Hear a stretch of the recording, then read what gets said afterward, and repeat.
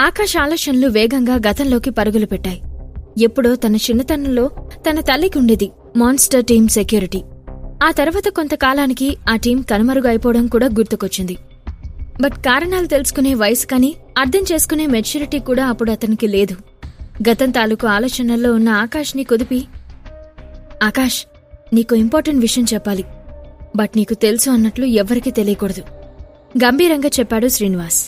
మెల్లగా ఈ లోకంలోకొచ్చి ఏంటి అన్నట్లుగా చూశాడు ఆకాష్. మిత్ర గ్రూప్ కంపెనీస్ మాత్రమే కాదు, ఆ ఫ్యామిలీకి సంబంధించిన 1000 కోట్ల ప్రాపర్టీస్ నీ పేరు మీదున్నాయి ఆకాష్. వాటన్నిటికీ నువ్వే బాస్వి అంటూ అసలు మ్యాటర్ బయటపెట్టాడు లాయర్ శ్రీనివాస్. వాళ్ళమ్మ ఆలోచనల్లో ఉన్న ఆకాష్కి శ్రీనివాస్ చెప్పింది సరిగా అర్థం కాలేదు. అంకుల్, ఏమంటున్నారు మీరు అని షాకింగ్గా కళ్ళు పెద్దవి చేసి అడిగాడు ఆకాష్. అవునాకాష్, నువ్వే మిత్ర వ్యాపార సామ్రాజ్యానికి కుటుంబానికి బాస్వి.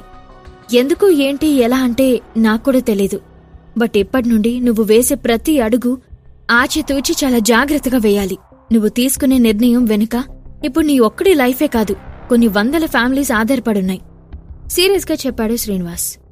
మిత్ర ఫ్యామిలీలో ఉన్న వాళ్ళందర్నీ కాకుండా తాను మాత్రమే ఆ ఎస్టేట్ అన్నిటికీ వారసుడిని ఎలా అయ్యాను అనేది ఆకాష్కి అంతు చిక్కని ప్రశ్నలా మారింది. ఇది నీకు తెలియకూడదని చాలా సీక్రెట్గా ఉండాలని రాజశేఖర్ గారు నన్ను హెచ్చరించారు. కానీ రాజశేఖర్ గారి మైండ్లో ఏమి రన్ అవుతుందో తెలియదు కాబట్టి ముందు జాగ్రత్తగా నిన్ను వార్న్ చేస్తున్నాను. అది కూడా మీ అమ్మ మీదున్న అభిమానం కారణంగా. నువ్వు మోసపోవడం నాకిష్టం లేదు అని స్థిరంగా చెప్పాడు Srinivas. Thank you for the information uncle. Rajasekhar ఆలోచన ఏదైనా కానీ నా మీదున్న బాధ్యతను నేను సరిగా నిర్వహిస్తాను. అండ్ మా అమ్మకి ఆ గతి పట్టించిన ఎవ్వర్నీ వదిలిపెట్టను అని చెప్పి హడావుడిగా వెళ్ళిపోయాడు ఆకాష్. ఆఫీస్ క్లోజింగ్ టైంకి ఇంకా 10 మినిట్స్ టైం ఉంది. ఆకాష్ ఆఫీస్ దగ్గరికి వెళ్లేటప్పటికీ మీరాని పికప్ చేసుకోవడానికి వివేక్ కూడా అక్కడికొచ్చాడు. ఏంటి బ్రదర్, డైలీ కార్ రెంట్కి తీసుకోవడానికి బదులు మామని ఒక కొత్త కార్ కొనేవు మనష్ కదా అని వెటకారంగా అన్నాడు వివేక్. బయటకలా అన్నాడే కాని ఆ రోజు గోవిందరాజు పిఏ కార్ కీస్ ఇవ్వడం వెనుక ఏదో సీక్రెట్ ఉందని అనుమానం కలిగింది. అది ఏమాత్రం యాక్సెప్ట్ చేయలేక అసలు వాళ్ళిద్దరి మధ్యలో ఉన్న రిలేషన్ ఏంటో తెలుసుకోవాలన్న యాంగ్జైటీ పెరిగింది. వివేక్ ప్రశ్నకి ఆకాష్ చిన్నగా నవ్వాడు తప్ప ఆన్సర్ చేయలేదు. ఆ నవ్వు చూసి వివేక్కి కోపం ముంచుకొచ్చింది.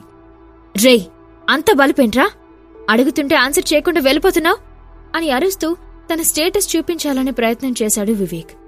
నువ్వడిగిన క్వశ్చన్ సరిగా ఉంటే ఆన్సర్ చేసేవాణ్ణి, బట్ నువ్వడిగిన క్వశ్చనే రాంగ్, ఇంకెలా ఆన్సర్ చేస్తాను అని కూల్గా చెప్పి లోపలికి వెళ్ళిపోబోయాడు ఆకాష్.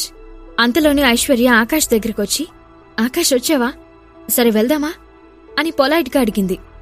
ఐశ్వర్యాన్ని చూడగానే వివేక్ ముఖంలో ఒక రాక్షస నవ్వు ప్రత్యక్షమైంది. వివేక్ పక్కనే ఉన్న మీరా కూడా వెటకారంగా నవ్వుతూ, ఏంటైషూ, కొత్తగా వేరే జాబ్ కూడా మొదలుపెట్టావంట కదా? అదే, నీ అందం ఎరగా వేసి చాలా పెద్ద పెద్ద డీల్స్ మన కంపెనీకి తీసుకొస్తున్నావంట కదా.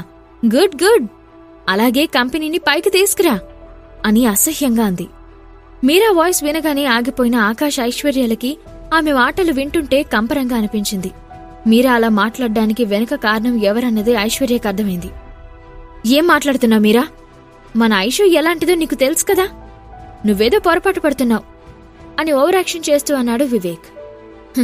బయటకు అలానే కనిపిస్తారు వివేక్, కానీ ఇలాంటి అందమైన ముఖాల వెనుక అలాంటి చీప్ క్యారెక్టర్స్ ఉంటాయి. పక్కలేసి ప్రాజెక్ట్స్ తెచ్చే రకాలివి అని ఐశ్వర్య మీద ఉన్న అక్కసనంతా వెళ్లగక్కింది మీరా. ఆ మాటకి ఆకాష్ పిడికిలి బిగుసుకుంది. మీరా ప్లేస్లో మరొకరుండుంటే అక్కడికక్కడే చంపి పాతేసేవాడు ఆకాష్. ఆ మాటలు సూటిగా ఐశ్వర్య మనసుని తాకుతుండడంతో కష్టంగా నించునుంది. చచ్చా, ఐషుని పెళ్లి చేసుకునుంటే ఈరోజు ఆకాష్ ప్లేస్లో నేనుండేవాణ్ణి.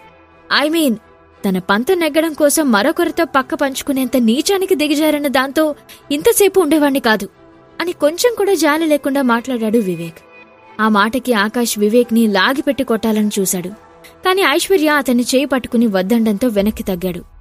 హా వివేక్, ఇక్కడ జరిగేవన్నీ తాతయ్యకి తెలిసిన మరుక్షణం ఏం జరుగుతుందో తెలుసు కదా అని ఇండైరెక్ట్ గా ఐశ్వర్యాన్ని బెదిరిస్తూ అంది మీరా. ఐశ్వర్య ఆవేశంగా ఆఫీసు లోపలికి వెళ్ళింది. సడన్ గా ఐశ్వర్య ఆఫీసు లోపలికి ఎందుకు వెళ్ళిందో తెలియకపోయినా లోపల సతీష్ మయూకాంతులు ఉన్నారు కాబట్టి తనని ఏమైనా చేస్తారేమో అని భయంగా ఐశ్వర్య వెనక్కి వెళ్లాడు ఆకాష్. ఆకాష్ దృష్టిలో ఐశ్వర్యాన్ని బ్యాడ్ గా క్రియేట్ చేయాలనే పంతంతో చెత్తంతా వాగిన మీరా కూడా వాళ్ళ వెనకే లోపలికి వెళ్ళింది.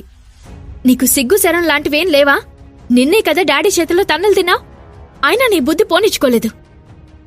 కళ్ళ నిండా నీళ్లతో అసహ్యంగా అంది ఐశ్వర్య. పవన్ విసుగ్గా కాలర్ విడిపించుకుంటూ, ఆడదానివి నువ్వే అంత పంతంగా డీల్ ఓకే చేయించుకునొస్తే మగాణ్ణి నేను చేతులు ముడుచుకుని కూర్చోవాలా అని పొగరుగా అన్నాడు పవన్. ఆకాష్ సైలెంట్గా బయటే ఉండిపోయాడు. ఐశ్వర్య ఈ సిట్యుయేషన్ని ఎలా హ్యాండిల్ చేస్తుందో చూడాలని అక్కడే ఆగిపోయాడు. బట్ ఆకాష్ అక్కడే ఆగిపోవడంతో ఐశ్వర్య మీద కోపంగా ఉండడం వల్ల తన దగ్గరికి వెళ్లకుండా దూరంగా ఉన్నాడని భ్రమపడింది మీరా. అయినా నిన్ను మళ్ళీ ఎవరు ఆఫీస్లోకి రానిచ్చారు అని సాధ్యమైనంత వరకు తన కోపాన్ని కంట్రోల్ చేసుకుంటుంది ఐశ్వర్య. ఒకరు రానిచ్చేదేంటి, ఇది నా ఆఫీస్, చూస్తుండు. జస్ట్ కపుల్ ఆఫ్ డేస్ నీ న్యూ సివిల్ టీంని అండ్ నీ కంపెనీని, ఈ ఆస్తి అంతా నా గుప్పెట్లోకొస్తుంది అని తన ఒరిజినల్ క్యారెక్టర్లోకి వస్తూ అన్నాడు పవన్.